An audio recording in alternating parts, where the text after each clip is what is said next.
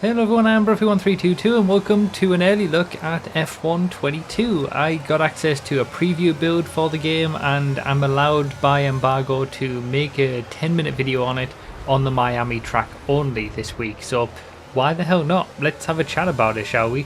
I basically just went into it, did some quick setup to get my wheel working and turn off a lot of the assists like braking assist and stuff like that, and then just jumped into the first few races without really knowing the track or how to drive the cars properly in this game. So the first two races I did were pretty horrendous. You're seeing one of them here where I have to even come in the pits for some damage, but at least you're getting to see, you know, what the pit stops are like. But the third and final race I did was at least somewhat decent, so we'll see that in full after this. I will say that during it I was also fiddling around with controls to check things out and utilising the flashback feature as well, which is something I haven't used in a racing game for a long time since I only ever do online stuff.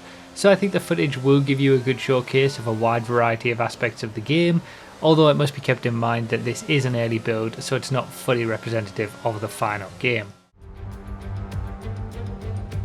We are here in the coastal shores of Florida for the Miami Grand Prix, which has become the 11th Formula One track held in the United States. The grandstands are packed for what we hope is going to be another fantastic race. With great opportunities for wheel-to-wheel battles featuring 19 corners, 3.36 miles long and expected average speeds of 138 miles per hour, the Miami International Autodrome will be sure to create lots of chances to overtake. Okay, here we go. I know what you can do. Don't let me down. So a kind of side goal for me in this video is to see if you want me to play this game or other racing games and other things in general a bit more going forward. My history with the Formula One games in particular hasn't been that great. I remember playing, I think, F1 2012 or something like that back in the day. And ironically, one of my earliest racing games was F1 97. And, you know, I played that on the N64 and I really enjoyed it. But ever since then, every time I've tried to get into a Formula One game, it just hasn't happened for me. I've always had other things that I wanted to do instead.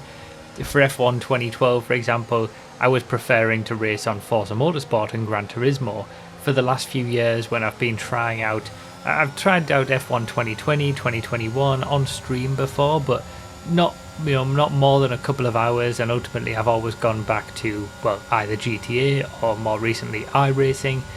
But I do have some new plans going forward to have a bit more diversity with my content. I'm going to talk about that in a video later on this week, so keep an eye out for that. I'll talk about sort of all the conclusions I came to during the break that I had from GTA and streaming in general and stuff.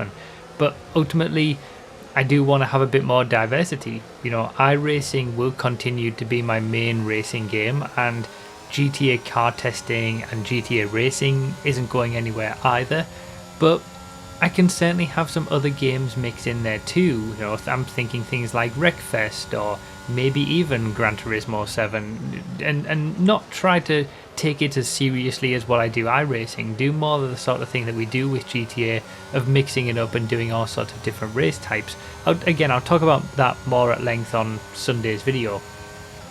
But F1 2022, or the Formula One games in general, is something that could also be part of that. You know, there's certainly scope for me to include the Formula One games as part of my content, probably more so online than anything else. I can't see me doing a single player career playthrough or anything like that. I'm more interested in online racing, and again, I'm not going to take it as seriously as iRacing where I'm putting in hours and hours of practice, but it could be interesting to, you know, mix up the content a little bit. So let me know down in the comments if it's something that you would like to see.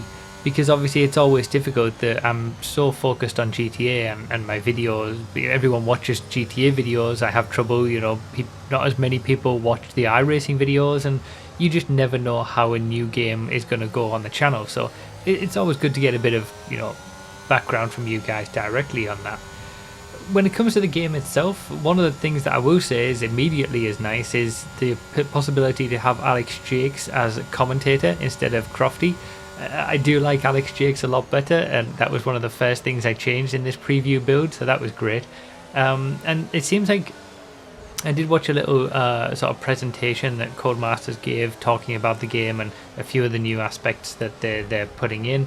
One of them you saw in the very early part of the video, which is the new pit stops, you know, manual input in pit stops. You can, obviously it's all, you can set all of this, you can put your pit limiter on, you know, manually, and you have to deactivate it manually. There's a turn in area where you can either turn in at the right time or too early or too late, which will affect your pit stop times. And all this is something that can be changed in the settings. You don't need to have all that on. You can still just have it be fully automatic pit lane, for example, and pit stops. It's still not 100% control on the driver like you have for iRacing, for example. So it's a bit disappointing that these games still don't have that, because I think that is a really fun part of, you know, a proper racing sim. Is you're not just simulating the racing, but you're simulating all the aspects of driving on a race weekend and having to come in the pits and manually do a pit stop, for example. But it's nice that the Formula 1 games are going more towards that, I suppose.